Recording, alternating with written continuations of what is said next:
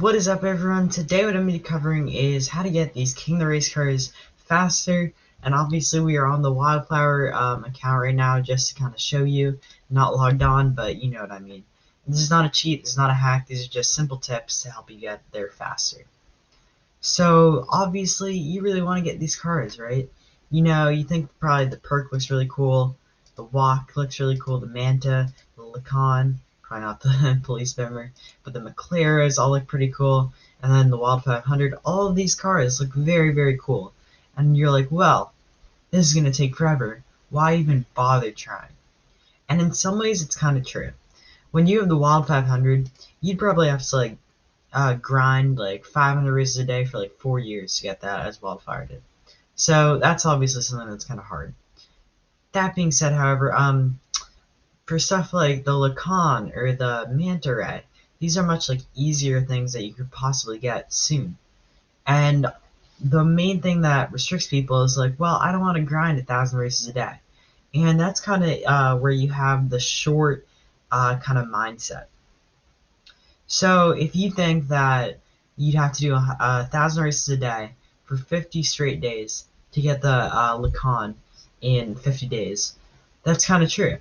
However, it's much more simple to just do something like 250 races a day, right? 250 races a day for 200 days to get the lacan.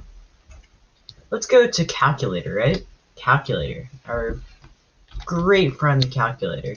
I'm actually gonna pull. So we have our good friend calculator, right? So obviously, if you do 250 races a day for 365 days, that's already 91,000 races. So if you think about it in a long-term way, it's called pacing. And so instead of just no-life grinding your game for 1,500 races a day, literally not doing anything else for 365 days, and seeing the cool outcome of almost Wildfire's race count, instead what you can do is you can pace yourself to the average that you need per day. So think about it this way. So say you have time to do 30 races a day, and you really want that wach 6. 30 times 365, right? And this is the bare minimum of races that you can do. Maybe you could squeeze in some more time during the days.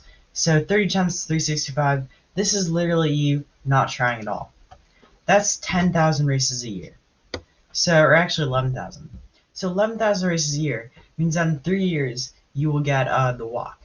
And to put that into perspective, that's only 3 years. And obviously 3 years sounds like a lot, but remember that you're doing 30 races a day. So say you have time to do 50 races a day. And look how high it goes up. You already do closer to 20,000 races a year. Or, yeah, 20,000 races every single year. So you get the wach 6 in like a year and a half. Say you could really one-up yourself and you can do 100 races a day. That is 36,500 races a day, or a year. That's crazy, right? And then say you're like, oh, well, we're living in the middle of a global pandemic here, so I can do a lot more. My dog is like barking it up. But talking about in that regard, so say we have like 400. Say you literally no life 400 races a day for a year, an entire year. That's 150,000 races.